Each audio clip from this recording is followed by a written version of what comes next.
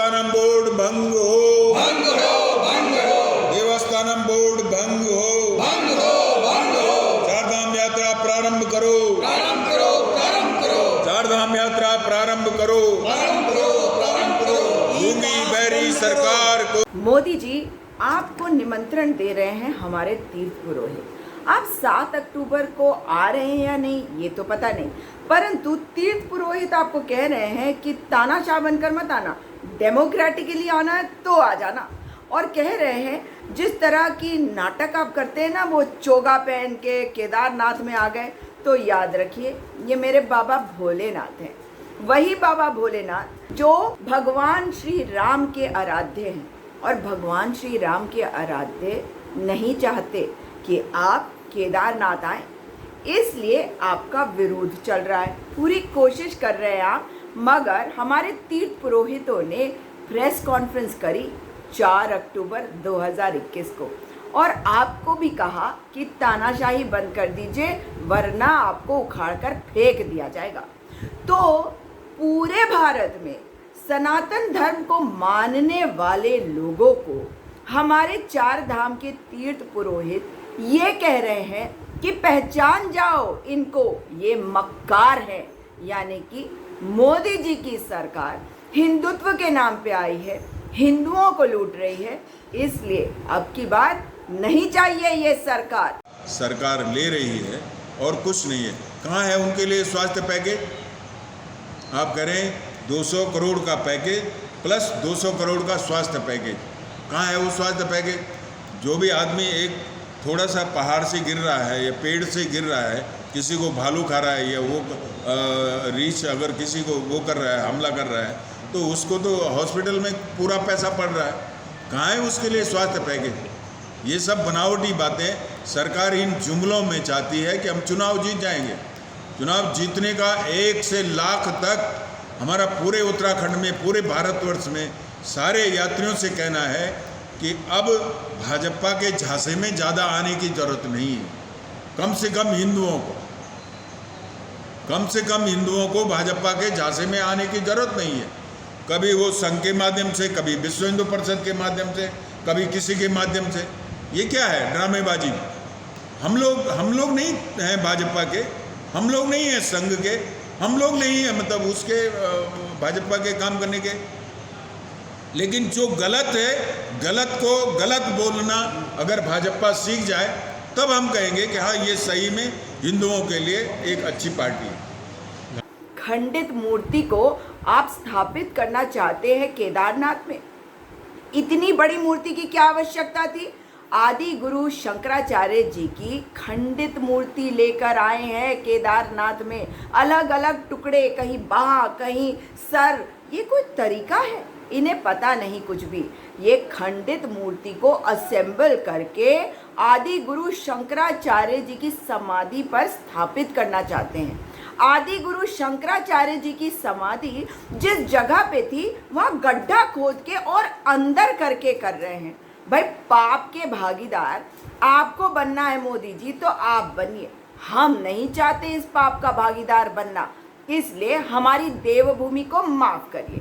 हाँ, आपके जो गुलाम हैं, पहले त्रिवेंद्र सिंह रावत, फिर तीरथ सिंह रावत और अब पुष्कर सिंह धामी। हमारा तो पहले से 2 साल से आंदोलन चल रहा है कि देवस्थानम बोर्ड भंग हो।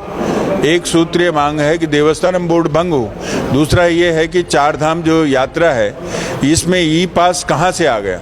सरकार सारे यात्रियों को दर्शन के लिए जाने दे, और जगह जगह से यात्रियों को वापस कर रहे हैं, वो वापस न जाएं। यात्री हमारे लिए भगवान है, और देवभूमि में अगर कोई भी हमारा गेस्ट आता है वो हमारे लिए देवतुल्य होता है। और हम ये चाहते हैं कि सारे लोग हम उनके मतलब देवतुल्य सेवा करें और वो पूरे धामों में दर्शन करें। 2 साल से कोविड का बहाना करके वो दर्शन नहीं कर पाए, इस समय भी उनको मतलब आधे रास्ते से लौटा रहे हैं। ये अच्छी बात नहीं है, सरकार के लिए शुभ संकेत नहीं है ये। मैं तो धामी जी को मतलब बार बार कह रहा हूँ कि धामी जी ये तुम्हारे लिए शुभ संकेत नहीं है। 4 धामों को आपने जो छेड़ा है ये अच्छी बात नहीं है मतलब, और अपने आप को हिंदू धर्म के धर्मावलंबी बताने वाले, हिंदू धर्म का ढोंग रचने वाले, ये अच्छा तुम्हारे लिए सुकून वाली बात नहीं होगी। तुमको देखना 2022 में किस तरह से जनता नकारती है, तुम देख लेना। और हम मोदी जी से भी कहना चाहते हैं कि मोदी जी हम आपका वेलकम करते हैं, आप आइए, बार बार आइए, लेकिन तानाशाही रूप में नहीं, डेमोक्रेटिक वे में आइए, सब जनता आपके साथ आएगी। ऐसा क्या है, ड्रामा करके नहीं होगा। खंडित मूर्ति आपने वहाँ लगा दी मतलब शंकराचार्य जी की, और तुम भी लंबा चोला पहन के वहाँ जा रहे हो शंकराचार्य की गुफा में। कैसे? हाथ अलग कर दिया शंकराचार्य जी का, पाँव अलग है, ये धड़ अलग है, ये सर अलग है, और वहाँ असेंबल करोगे, जोड़ोगे शंकराचार्य जी की मूर्ति को। इस तरह से हम नहीं होने देंगे। खंडित मूर्ति पहले ही तुम वहाँ लगा रहे हो, और बड़ा चोला पहन के, नाक पकड़ के, ओहो योगा रूप में। नहीं चलेगा, बहुत ज़्यादा ड्रामा नहीं चलने वाला। पूरा देश देख रहा है, पूरा देश समझ रहा है, हिंदू धर्म के लोग समझ रहे हैं, संघ के लोग समझ रहे हैं, आरएसएस के लोग जो अपने को मानते हैं, हम भी हैं, हम भी समझ रहे हैं। कोई तुमने टीका नहीं लगा रखा आरएसएस का, हम भी है, हमने भी काम किया है, हम जानते हैं काम करना। तुमने खाली एक चोला पहन लिया कि बस हिंदू धर्म के धर्मावलंबी हम हैं, बाकी सब कोई नहीं है, वो ज़्यादा चलने वाला नहीं है। इसलिए कह रहे हैं कि अभी भी चेत जाओ, देवस्थानम भंग करो, यात्रियों को यात्रा करने दो। सरकार से हमने कई बार बात की है, कई बार हमने ज्ञापन भेजे हैं, लेकिन सरकार की तरफ से अभी तक एक बार भी हमें उसका जवाब नहीं मिला, और न ही हमें वार्ता के लिए बुलाया गया। इसलिए हमें मजबूर होकर जो है इस कदम को उठाना पड़ रहा है कि कल से हम लोगों को देवस्थानम बोर्ड का पुतला दहन करना पड़ रहा है। जो यात्री उत्तराखंड में 4 धामों की मोक्ष के लिए यात्रा करना चाह रहे हैं, उन यात्रियों को हमारे सरकार जो है बिल्कुल 4 धाम की जड़ पर तक ला रही है, और उसके बाद उनको वहाँ से वापस भेज दे रही है। अगर सरकार को लगता है कि उनके अंदर कोई प्रॉब्लम है या ई पास का वो पालन नहीं कर पा रहे, तो सरकार को उनको पर तक नहीं आने देना चाहिए, ताकि वो बेचारे परेशान ना हो। इसलिए हम उसका घोर विरोध करते हैं कि सरकार इस तरह की दोहरी नीति ना अपनाए। अगर ऐसी नीति अपनाएगी तो शायद से कि 2022 में आप दोबारा से पुनरावृत्ति नहीं कर पाओगे, और सभी संगठन, सभी जितने भी हिंदू संगठन है, इसके खिलाफ जो है आपके खिलाफ लामबंद होंगे। आप जिस पत्रकार के माध्यम से बहुत कुछ करने की कोशिश कर रहे हैं ना, होगा नहीं। एक तरफ रासुका लगाते हैं, दूसरी तरफ लोगों को बरगलाते हैं, लोगों पर दबाव डालते हैं, उसी पत्रकार के द्वारा जिसने भाजपा की सरकार और भाजपा से पहले कांग्रेस पार्टी की सरकार को अस्थिर करने की कोशिश करी। उस पत्रकार को ये भी कह दूं कि ये देवभूमि है, अपनी गंदी हरकतें अपनी पॉकेट में रखकर उसी जगह चले जाओ जहां से आए हो।